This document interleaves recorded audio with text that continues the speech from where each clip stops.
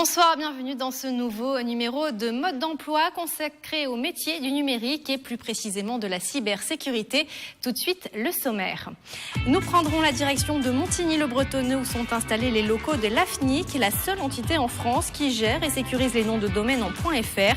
Focus sur le métier d'administrateur réseau. IoT Makers ou encore Data Security Helper. Ces formations proposées par Pop School ont été labellisées École du numérique par Saint-Quentin en Yvelines. Baptiste Dufour, chargé de communication, nous en dira plus. Attrape, le LNE, le Laboratoire national de métrologie et d'essai, est à la recherche d'auditeurs en cybersécurité. Plus de détails dans ce rendez-vous consacré aux entreprises du territoire qui recrutent.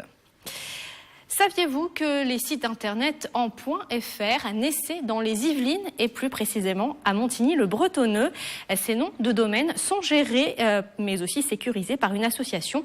L'association s'appelle l'AFNIC. Reportage avec ces images signées Patrick Jacques de Dixmude.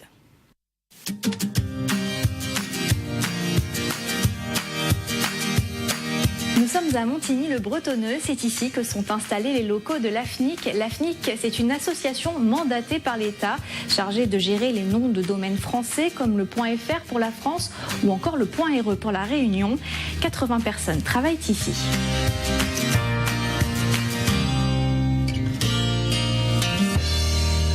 Ça consiste en quoi finalement gérer un nom de domaine?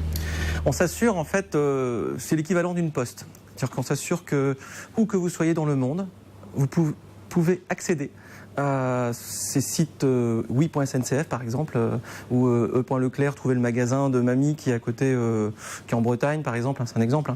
Vous pouvez le trouver, même si vous êtes aux États-Unis, trouver que le magasin, est-ce qu'il est toujours ouvert ou pas, à quelle heure il ouvre, etc. Vous gérez ces noms de domaine. L'AFNIC propose également d'autres services. On essaie de faire développer au niveau des PME et des TPE.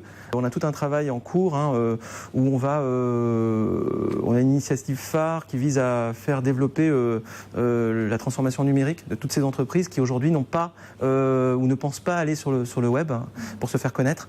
Et pour se faire connaître, justement, on a des initiatives qui sont avec Réussir avec le web, Réussir en .fr. Et on a aussi des sites d'autodiagnostic, c'est-à-dire que les boîtes vont faire des tests pour voir comment est-ce qu'ils maîtrisent bien leur identité numérique. Et ils passent ça par Réussir avec le web.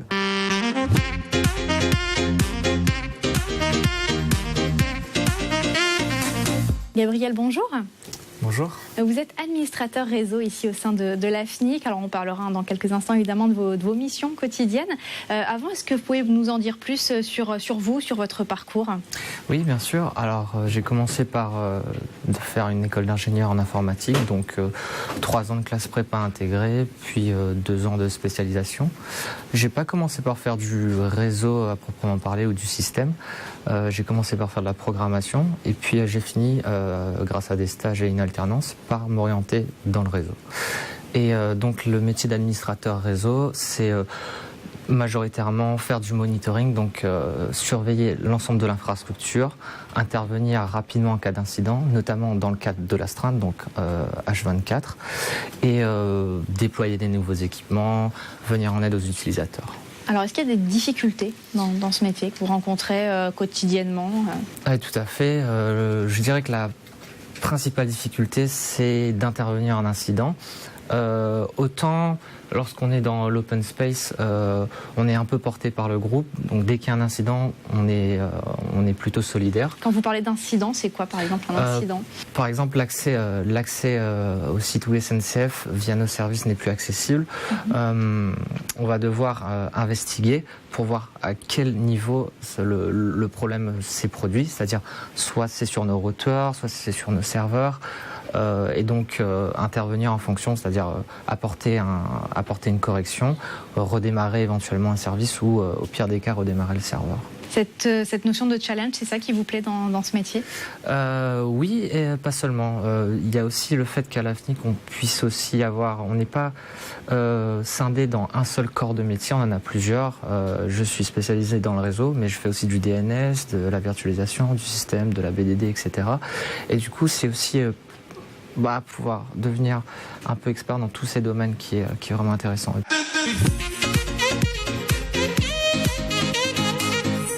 Aujourd'hui, Aujourd'hui, 44% des noms de domaines en France sont en .com, 36% le sont en .fr. Un chiffre que l'AFNIC tente à promouvoir pour qu'il augmente dans les prochaines années. Et pour rendre encore plus accessibles ces métiers du numérique et de la cybersécurité, pour répondre également aux attentes des entreprises, Saint-Quentin-en-Yvelines a créé il y a quelques mois son label École du numérique. Certaines formations sont déjà ouvertes, d'autres le seront à la rentrée. C'est le cas notamment de Pop School. Les images sont signées Mélanie Poquet et Carla Vigeant. Baptiste Dufour, bonjour. Bonjour. Vous êtes chargé de communication pour Pop School. Alors pour commencer, est-ce que vous pouvez nous présenter votre organisme? Depuis quand existe-t-il? Bien sûr. Alors Pop School, c'est un organisme de formation qui est spécialisé dans les métiers émergents du numérique. On existe depuis 2015 dans les Hauts-de-France.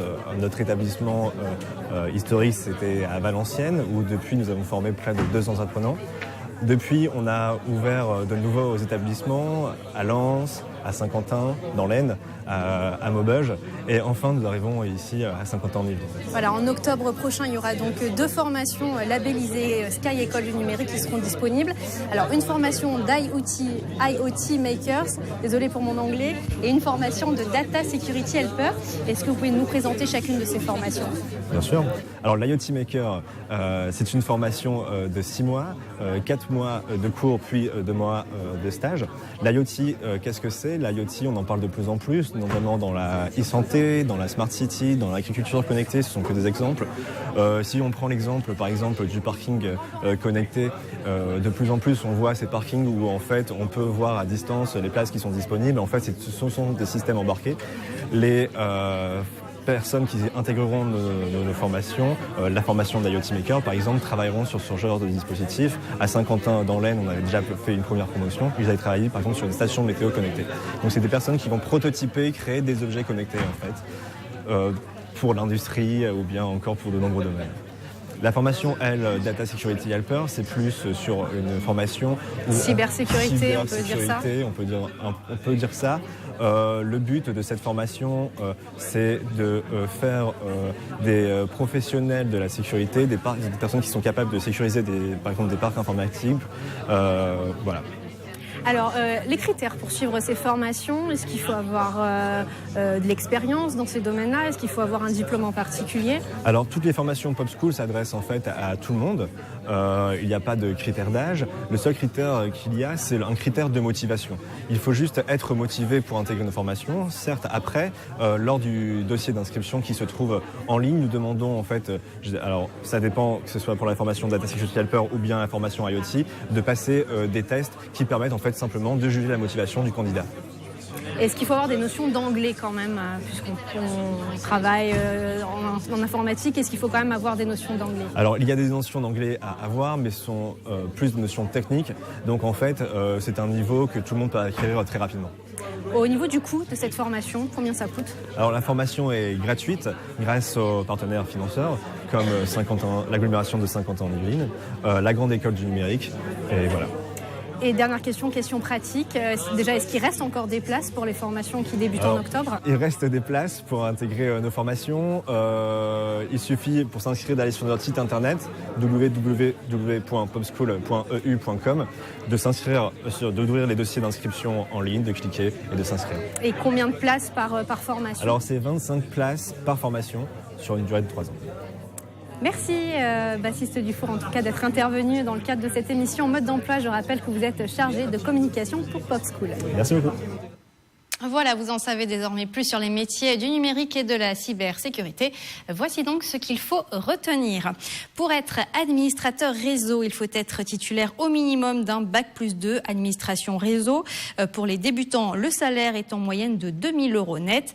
L'évolution possible dans ce métier, être responsable réseau. Et puis le petit plus, c'est bien savoir gérer le stress. Si vous souhaitez devenir Data Security Helper, en français ça donne assistant sécurisation de données, il faut suivre une formation dans ce domaine, ce que propose notamment comme Pop School, ce que vous venez de voir. Pour le salaire, il faut compter environ 2 500 € net pour les débutants. Évolution possible, directeur des systèmes d'information. Enfin, il faut aimer le travail en équipe. À présent, si vous êtes à la recherche d'un emploi dans le domaine, notamment de la cybersécurité, eh bien, prenez de quoi noter. Le LNE, le Laboratoire National de Métrologie et d'Essais, recherche actuellement des auditeurs en cybersécurité. Le LNE est un organisme public, un établissement public à caractère industriel et commercial. On propose, au niveau de la cybersécurité, de pouvoir qualifier des entreprises suivant des référentiels ANSI ou des référentiels internationaux type ISO 27001. L'idéal, c'est quand même d'avoir quelques années d'expérience parce que pour pouvoir auditer une entreprise, il est important de connaître l'environnement industriel. Et donc, on est un peu obligé d'avoir au minimum 2 ans d'expérience, mais sur des profils bien spécifiques, on peut les former au début et puis après ça, pour qu'ils soient rapidement opérationnels. Si vous souhaitez postuler directement, vous pouvez envoyer un CV avec une lettre de motivation à info@lne.fr. Voilà, c'est la fin de ce numéro. C'était d'ailleurs le dernier mode d'emploi de la saison. Merci de l'avoir suivi. Vous pouvez bien sûr retrouver ce mode d'emploi, mais aussi toutes les émissions depuis la rentrée sur notre site internet www.tv78.com. Très bonnes vacances et à bientôt.